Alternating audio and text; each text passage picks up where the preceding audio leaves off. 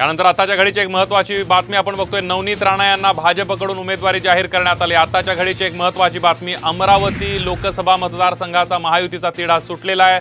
नवनीत राणा यांना उमेदवारी जाहीर करण्यात आलेली आहे। महायुतीमधला उमेदवार कोण असेल अमरावतीचा याची चर्चा सुरू होती, मात्र आता नवनीत राणा यांच्या नावावर शिक्कामोर्तब झालेले आहे। अखेर नवनीत राणा यांना भाजपकडून उमेदवारी मिळालेली आहे।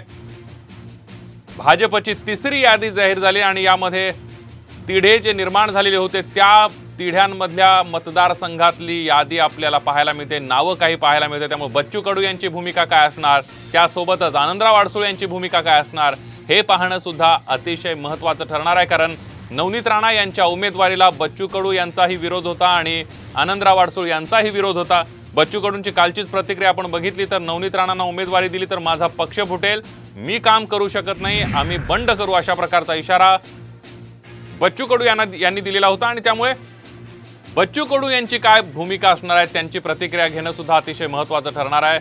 आणि नवनीत राणा आता भाजपच्या कमळ चिन्हावर निवडणूक लढवणार आहेत अशी चर्चा मागच्या काही दिवसांपासून होती। मात्र महायुतीतल्याच घटक पक्षांचा आणि भाजपतल्या स्थानिक पदाधिकाऱ्यांचा अमरावतीच्या नवनीत राणांना विरोध होता, त्यामुळे त्यांची उमेदवारी कुठेतरी अडकलेली होती। मात्र आता नवनीत राणा या भाजपच्या अमरावतीच्या उमेदवार असतील। अधिक माहितीसाठी जाऊयात, सूरज मसूरकर आपले प्रतिनिधी आपल्या सोबत आहेत। सूरज,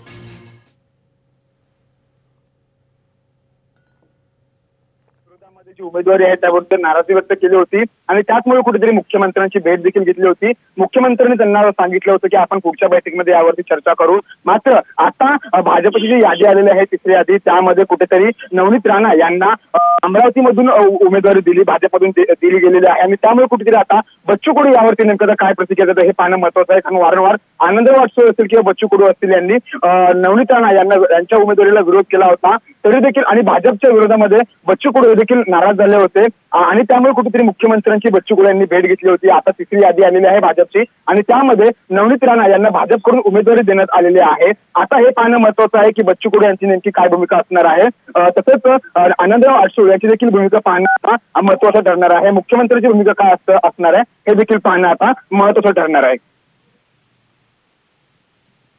की जर नवनीत राणांना उमेदवारी दिली तर मी बंड करेन, माझा उमेदवार उभा करेन, कारण जर मी त्यांचा प्रचार केला तर माझा पक्ष फुटेल, अशा प्रकारची सुद्धा प्रतिक्रिया बच्चू कडूंची होती। त्यामुळे खऱ्या अर्थानं बच्चू कडू आता काय भूमिका घेतात हे महत्त्वाचं आहे।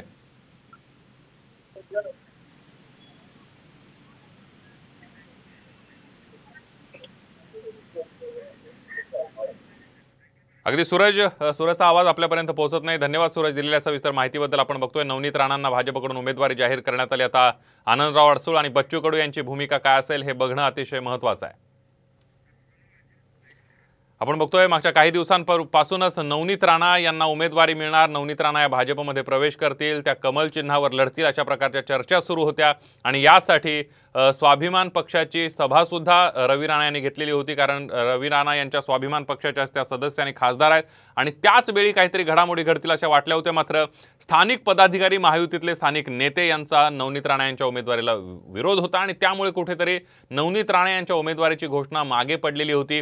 नवनीत राणा यांच्या उमेदवारीला ब्रेक लागू शकतो अशा सुद्धा काही चर्चा होत होत्या, अशा सुद्धा काही माहिती समोर येत होती। मात्र आता नवनीत राणा यांना भाजपकडून उमेदवारी देण्यात आलेली आहे। अमरावतीच्या जागेवर जो तिढा निर्माण झालेला होता तो तिढा आता आपण बघतोय भाजपकडून सोडलेला पाहायला मिळतोय। तर दुसरीकडे आता बच्चू कडू आणि आनंदराव अडसूळ यांना भाजप कशा प्रकारे किंवा महायुतीचे नेते कशा प्रकारे त्यांची समजूत काढतात हे बघणं अतिशय महत्त्वाचं ठरणार आहे। रवी राणा यांनी अनेक वेळेला या ठिकाणी जाहीर सभांमधून सांगितलं होतं की जे महायुतीचे सगळे मित्रपक्ष असतील त्यांना नवनीत राणा यांचा प्रचार करावा लागेल, भाजपच्या आणि महायुतीच्या उमेदवाऱ्या नवनीत राणाच असतील आणि ते कुठेतरी खरं होताना पाहायला मिळत आहे।